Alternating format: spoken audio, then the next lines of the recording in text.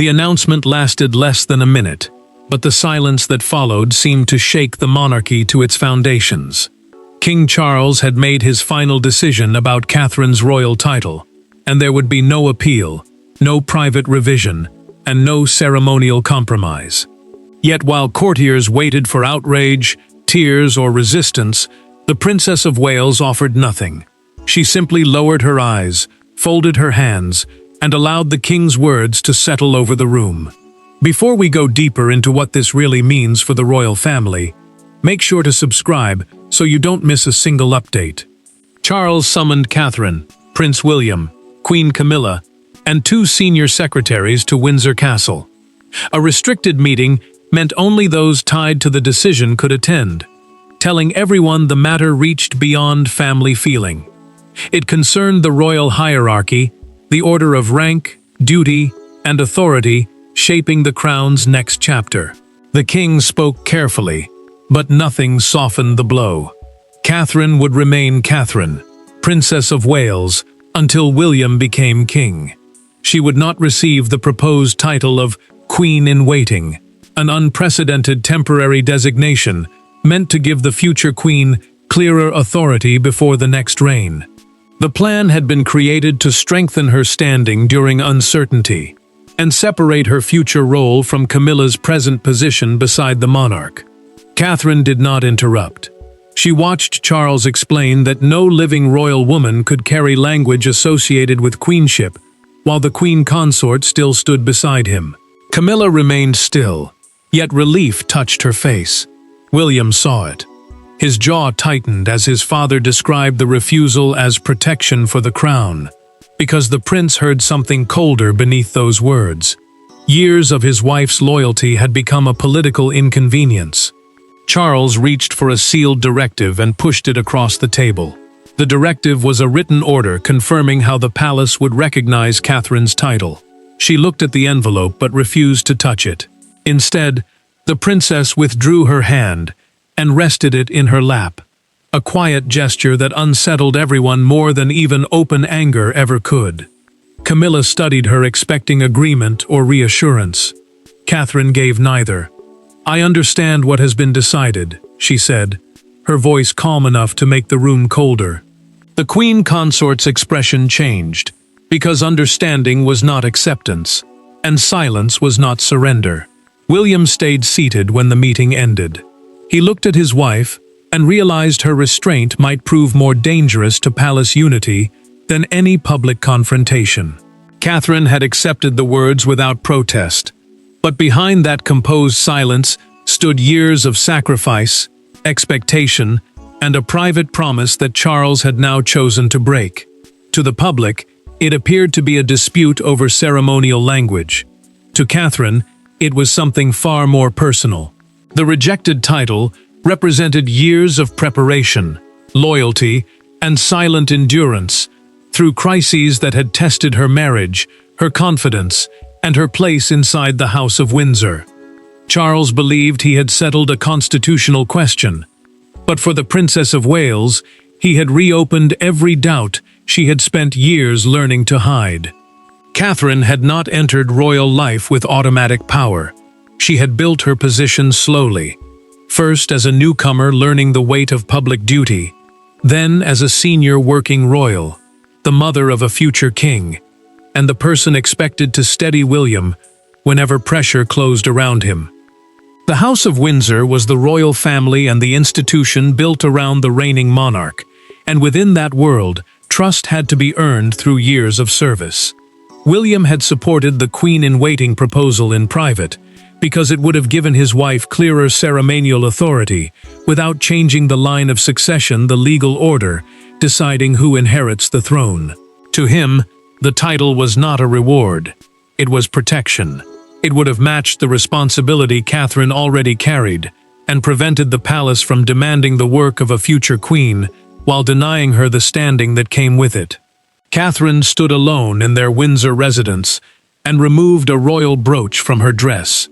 She placed it inside its case, with such care that the gesture revealed what her face refused to show. William watched her in silence, before finally saying, Charles had diminished everything she had earned. The princess answered that no title could define her, but her voice weakened when she admitted the rejection felt deliberately personal. William moved closer and knelt beside her chair. He asked whether she wanted him to challenge the ruling, confront his father, and demand the proposal be restored. Catherine looked directly at him. She would not allow her pain to become a weapon against Charles, she said, because turning father against son would damage far more than her own pride. Then Catherine revealed the detail that changed everything. The proposal had not begun with William. Months earlier, Charles himself had raised it during a private recorded conversation held without senior courtiers present. The king had spoken of her future responsibility and suggested the elevation would prepare the monarchy for the next reign. Catherine opened a drawer and handed William a handwritten note. Charles had called her the monarchy's bridge between the present crown and the reign to come. The words proved this was not a simple refusal. It was a reversal. William read the note twice. His sadness hardened into suspicion. Something or someone had caused the king to abandon a promise he once seemed determined to keep. The answer was buried, not in ancient protocol, but in one recent ceremony where a single public gesture transformed private unease into a battle over royal power. The decision had not begun in a legal office or behind the doors of a constitutional committee. It began beneath the chandeliers of Buckingham Palace, during a ceremony that was supposed to display unity. One gesture from Catherine drew applause. One expression from Camilla exposed alarm.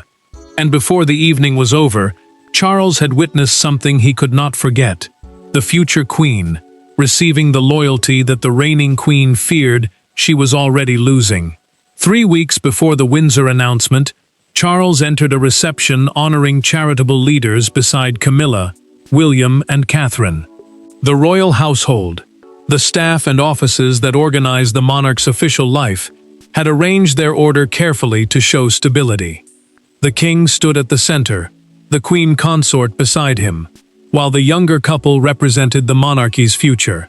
Every position mattered, because the evening was designed to prove that present authority and future promise could exist without rivalry. Then the program failed. Charles waited for his prepared remarks, but a technical disruption left the room in tense silence. He turned to Catherine and asked her to speak. The princess hesitated only once before addressing the guests without notes.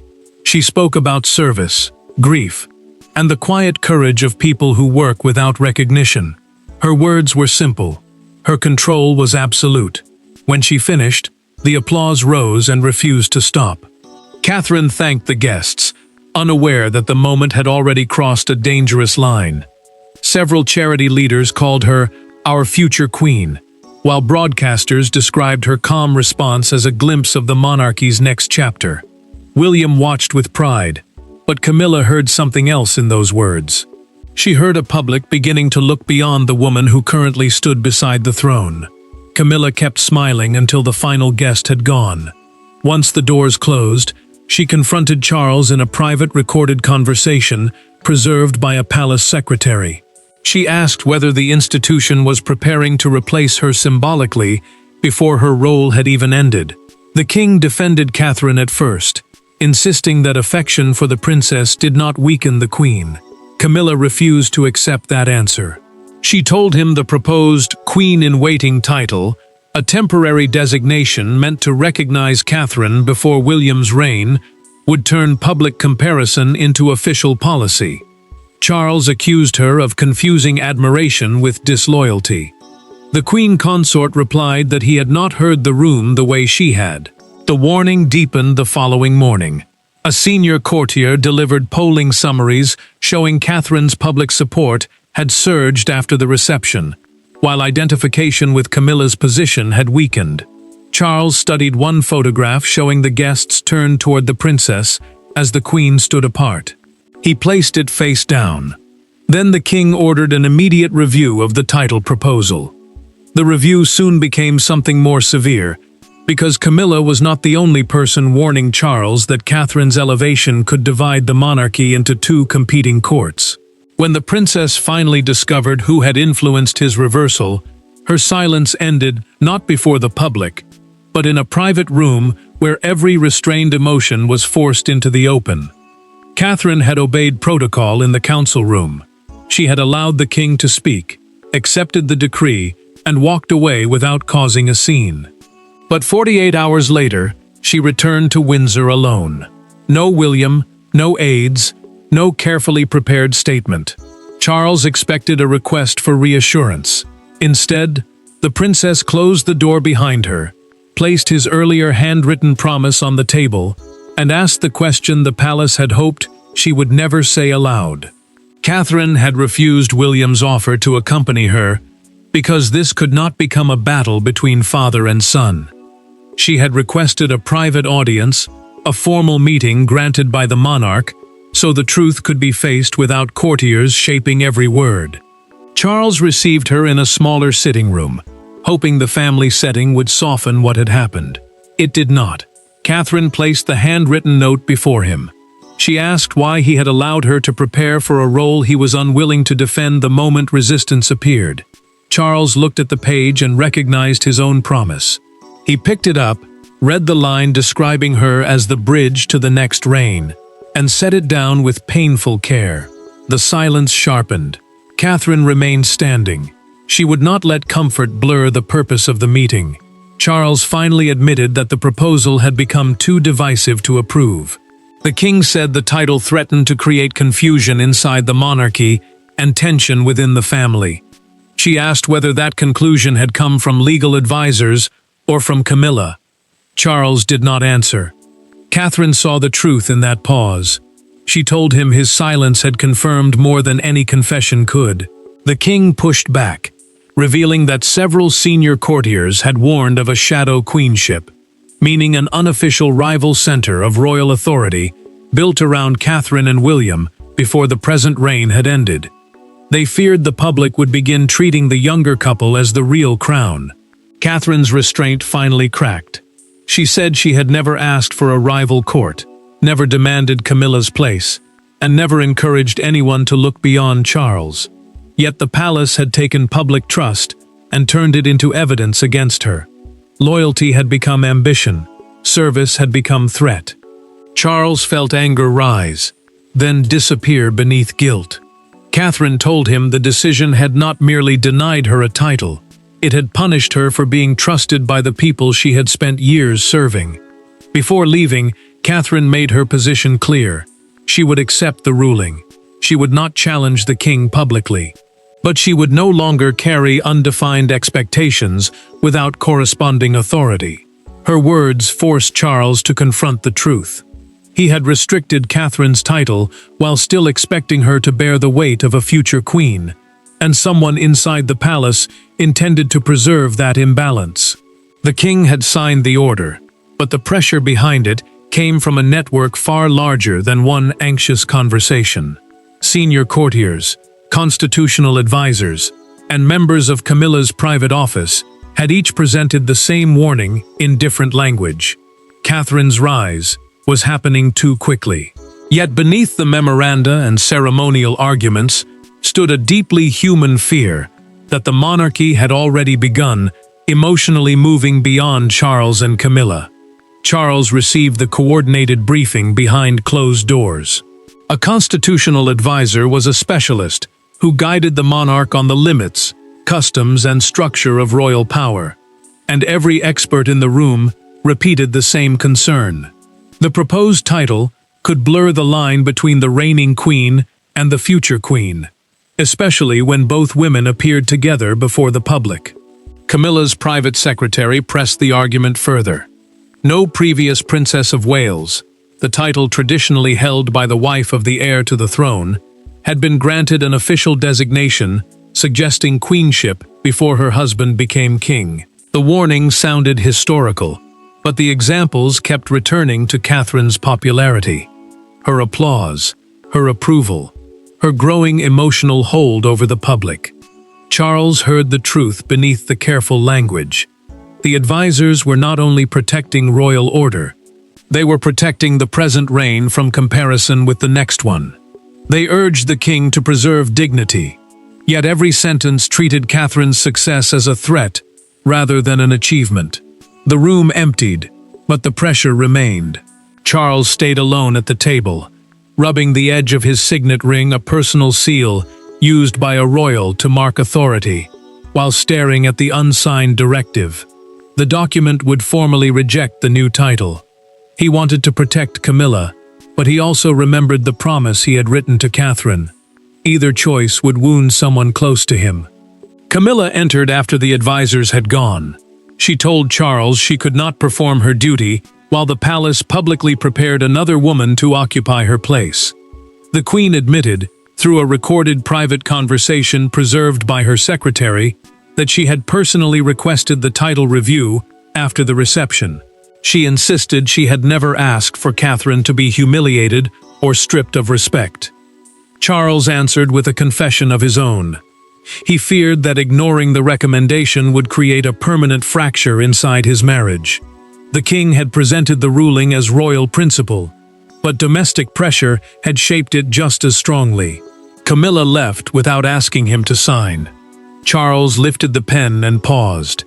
Then he wrote his name beneath the directive, knowing that protecting the present queen might permanently damage his bond with the future one. The consequences appeared within days. Catherine's schedule, patronages, and ceremonial authority began to shift, and her response made one thing clear. She would obey the ruling, but she would no longer protect the palace from the cost of it. There was no dramatic resignation and no angry announcement. Catherine chose something far more unsettling. She began saying no. Engagements that had quietly depended upon her presence were returned to the palace. Ceremonial responsibilities without clearly defined authority were declined. Each refusal was courteous, precise, and impossible to condemn. The woman accused of becoming too powerful had decided to show the monarchy exactly how much work had been resting on her silence. Catherine sat with her private secretary and reviewed the weeks ahead. A patronage was an official relationship in which a royal publicly supported a charity or organization, and she protected every commitment already carrying her name. But new assignments linked to future queenship were different. They demanded authority the palace had just refused to recognize. Catherine drew a line through 3 proposed duties. One involved a diplomatic reception. Another required her to represent the crown at a national ceremony. The third expected her to coordinate senior royals without any written power to direct them. She looked at her secretary and said, "They cannot fear the role and still require its labor." William supported her decision, but worry followed his anger. The prince warned that courtiers might describe the refusals as retaliation against Charles. Catherine answered that boundaries were not rebellion. Yet guilt still broke through her composure, because charities and guests would feel the consequences before the advisors who had created the crisis ever did. Charles received the first revised schedule with disbelief. Catherine would not host the diplomatic reception he had expected her to lead. A diplomatic reception was a formal gathering where the monarchy welcomed foreign representatives and supported Britain's international relationships. The king had always assigned such responsibilities at his discretion, and her refusal exposed how deeply he had relied on obedience. Charles ordered his staff to replace her. The answer unsettled him. Several major events depended on Catherine's contacts, preparation, and public trust. Advisors had promised that her influence could be limited without disruption. The schedule proved otherwise. Camilla offered to assume one abandoned duty, determined to show that the present reign remained capable. Her private office responded through a documented internal briefing. The added schedule was physically exhausting and politically risky. Any mistake would invite direct comparison with Catherine, making the rivalry worse rather than ending it. Camilla closed the engagement folder after the briefing. Alone with Charles, she admitted that she had wanted the title stopped, not the princess herself, pulled away from royal life. The queen had feared being replaced, but now she saw the deeper danger. By weakening Catherine's authority, the palace had weakened its own stability. William's fury grew as each problem surfaced. Yet Catherine remained controlled, refusing to let anger make her careless. That night, without secretaries, advisors, or royal documents between them, the prince asked whether loyalty still required her silence, and her answer transformed the struggle. For days, everyone had spoken about Catherine's title, except Catherine herself. Then, in the privacy of her home, William asked the question that mattered more than any decree. What did she actually want? No courtiers shaped her answer. No constitutional experts defined the limits. The princess looked at the man who would one day be king, and told him that she did not need a title borrowed from the future. She needed respect in the present. William and Catherine sat alone after their children had gone to bed. No staff waited outside. No official papers separated them. The silence felt different now because, for the first time since Charles's decision, the conversation belonged only to them. William admitted he had supported the title because he believed it would protect her. The Queen-in-Waiting designation was a proposed temporary title meant to recognize Catherine's future place before the next reign began. To the prince, formal authority would have stopped the palace from minimizing her work while still relying on her influence. Catherine shook her head. She no longer wanted it. William struggled to understand. He believed Charles had to be challenged and forced to admit the decision had been unfair. Catherine answered that accepting the title after such bitterness would make her future role look dependent on rivalry with Camilla. She would not begin the next reign by humiliating the woman beside the current king. William pushed back, his anger still raw. Catherine reminded him that their future monarchy could not be built on revenge. If they demanded victory now, every act of service afterward would be judged through the conflict. The title would no longer symbolize trust, it would symbolize defeat for someone else. Catherine asked for something more lasting. She wanted a written definition of her existing authority, protection for her charitable independence, and an end to duties being imposed without consultation. A royal settlement was a formal agreement, clarifying responsibility, power, and expectations inside the family. That, she said, would give her dignity without creating another queen before her time. Catherine then revealed what Charles's refusal had finally made clear. Her legitimacy would not come from an experimental title. It would come from service, consistency, and the strength of her partnership with William. The palace could delay language, but it could not erase years of trust. William took her hand. He promised that when he became king, she would never again be required to prove her worth through silence. Together, they requested another meeting with Charles. They would not reopen the title dispute. They would seek a workable settlement recognizing Catherine's present contribution. The king agreed. But before the family could announce any compromise, the rejected title decision escaped the palace and erupted across Britain. By morning, a private struggle over identity had become a national argument, and one unforgettable scene outside Buckingham Palace revealed where public sympathy truly stood.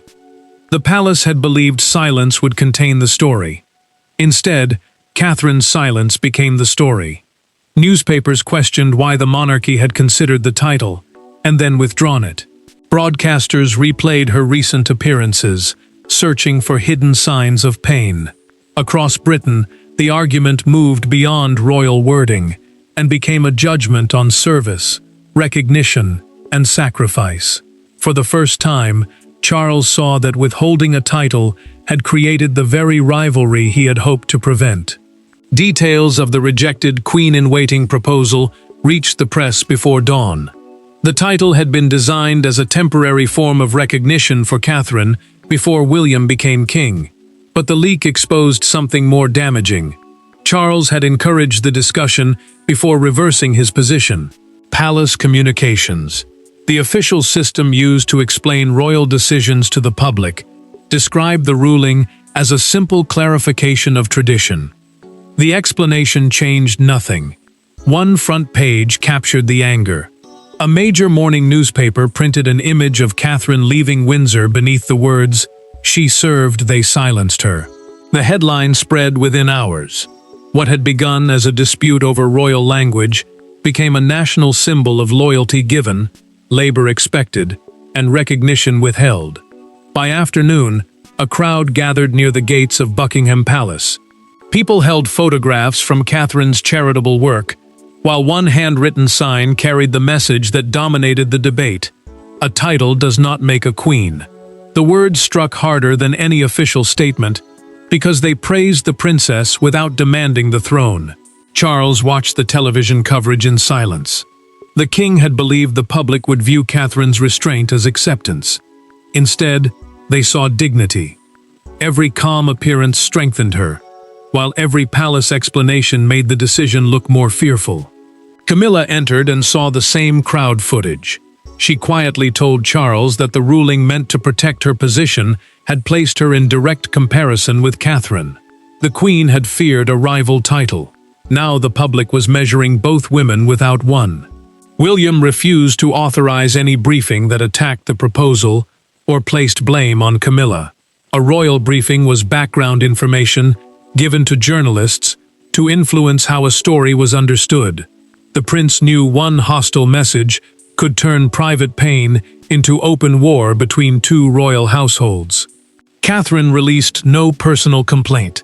Her office confirmed only that she remained committed to Charles and to her duties as Princess of Wales. Her silence denied the palace an enemy, but it also denied them control. Charles finally summoned Catherine and William to Windsor. He would not restore the rejected title.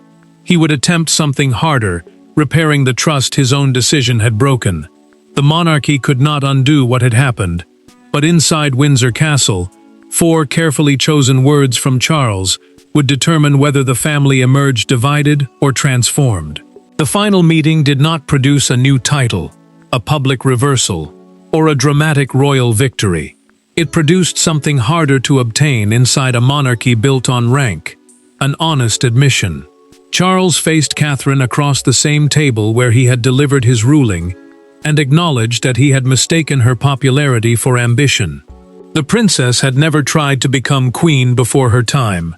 She had simply performed the work placed before her, and remained silent when others feared its power.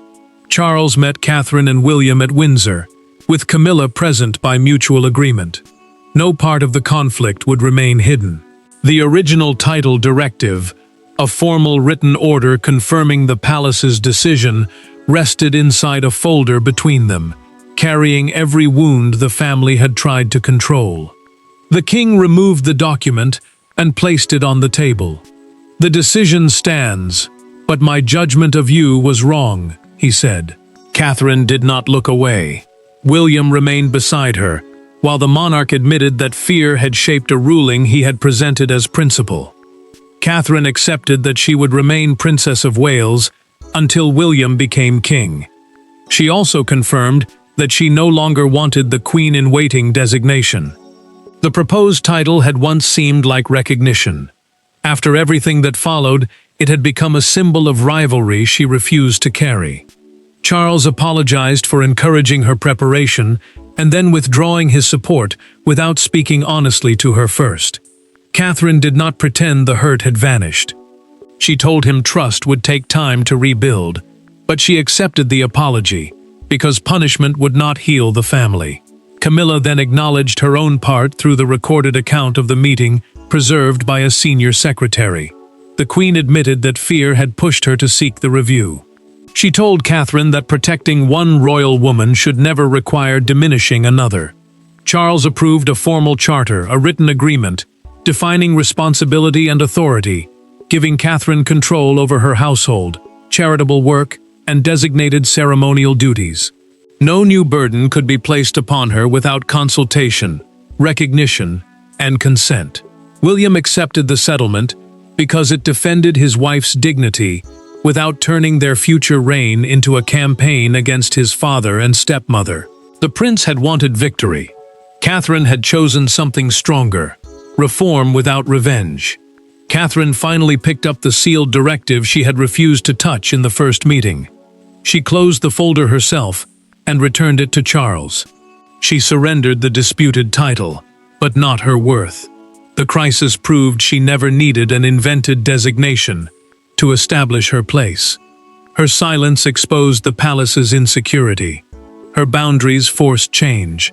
Her refusal to seek revenge protected the crown from a family war. Catherine entered the crisis as a woman denied a title and emerged as something far stronger, a future queen whose dignity no decree could grant and no royal decision could take away. Thanks for watching. Please don't forget to like and subscribe, and we will see you in next one.